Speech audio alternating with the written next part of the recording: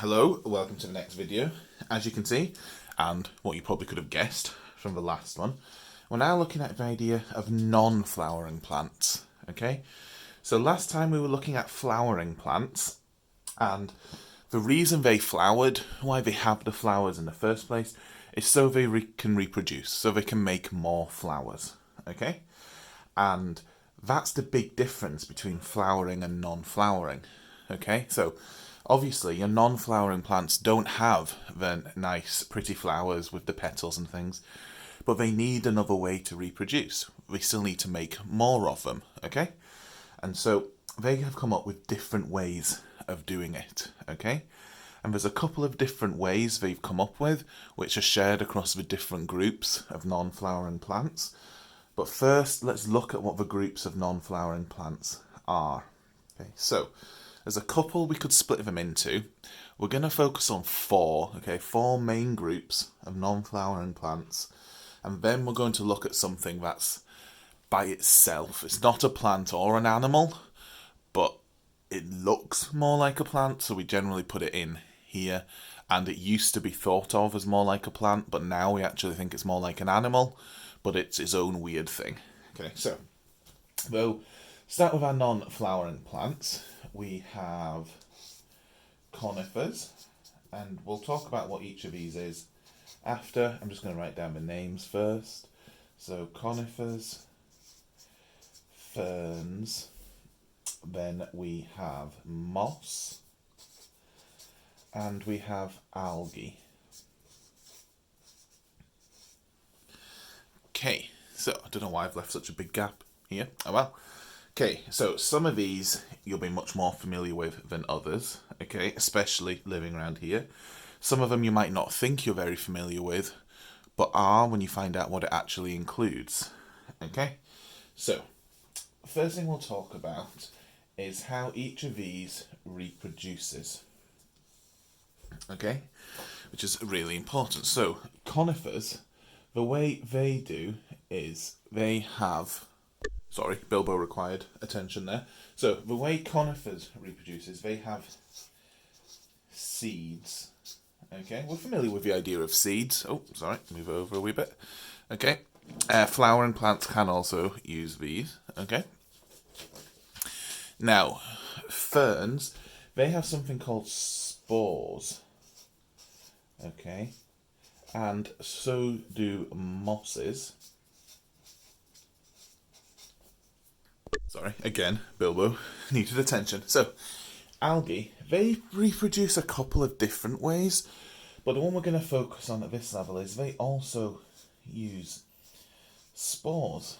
Okay, so you can see already we've got some differences between them, okay? So we're familiar with seeds, okay? We know what they look like. You might have even seen packets of seeds or eaten seeds, okay? Spores are a little bit different.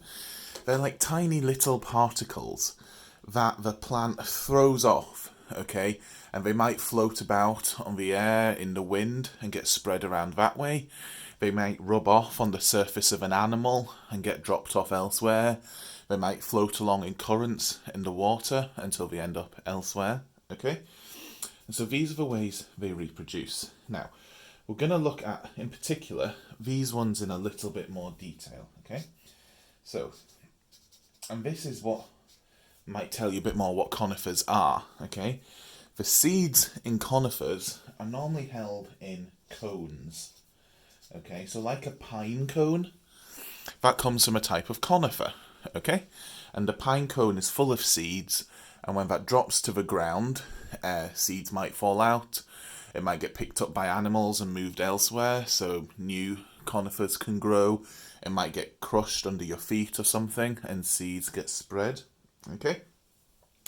These other things, it's not spread the same way. Like I said, they float about on the air or things like that. Okay, so now we've talked about how they reproduce. Let's talk a bit more about what things they're actually like, okay?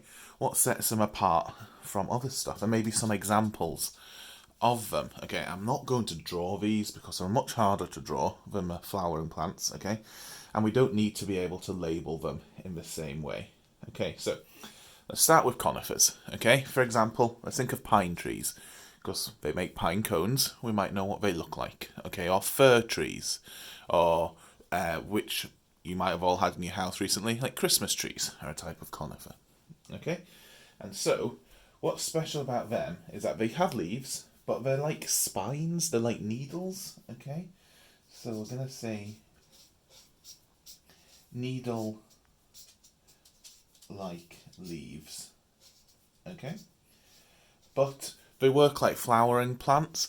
They use something called photosynthesis, which you might have talked about in primary.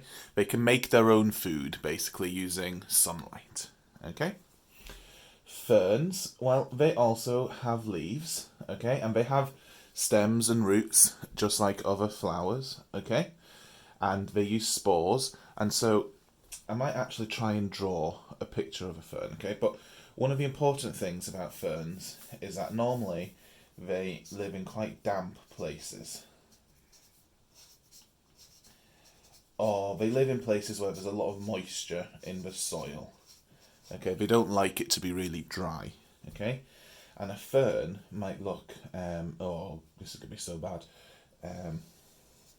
Something like this with leaves the whole way. There's a lot of them if you go out in walks in the woods on Ardnamurk, okay, like this. And then what happens is the leaf might be all curled up and then it goes whoosh, and it flicks all these spores out into the air for it to reproduce, okay? Moss, well, we know what moss is, don't we, okay? Again, it can make its own food, okay? It has very simple leaves.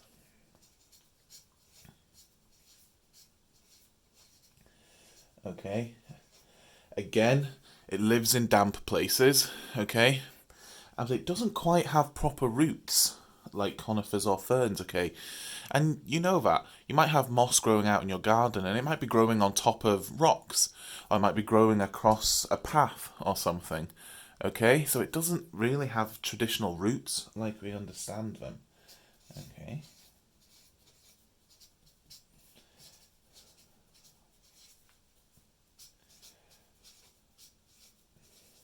It doesn't have proper roots.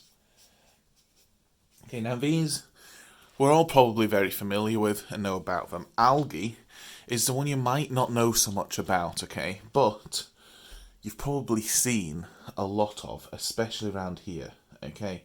So, algae is a very simple organism, much simpler than other plants, okay? And what's special about it is that algae lives in water, okay? And so when it makes spores to reproduce, they might float away over the water before they grow into something else. But again, it can make its own food and nutrition, okay? But an example of algae, which we'll all have seen, okay, is seaweed, okay? Seaweed is a type of algae. Okay, and so it's a plant that grows in the water, floats along the surface of the water because it still needs sunlight.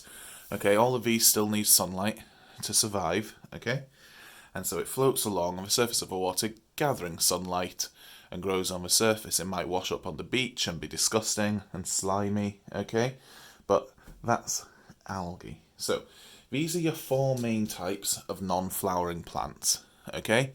They might reproduce in slightly different ways, okay?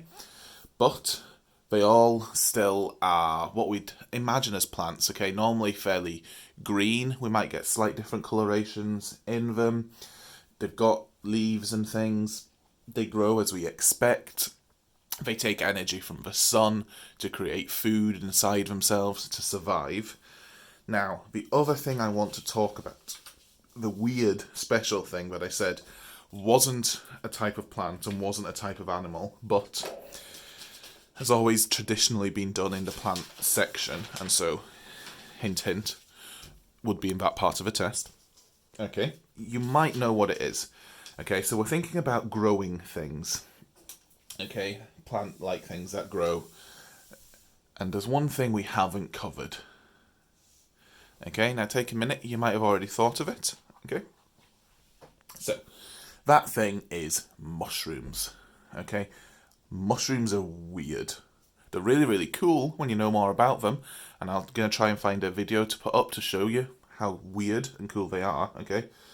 But they're a sort of a part of a group. So they're part of a group called fungi, okay, or funguses, okay? But we'll go with fungi as the proper plural of it, okay? They're strange. They're their own group, separate from plants and animals, okay? The reason they're separate is they look like a plant, okay? They grow from the ground. They don't behave like animals do, okay? They're not running around. They don't have the same sort of... They don't have brains or anything like that. But they also can't produce their own food like plants can, okay? They don't take energy from the sun to do that. They have to...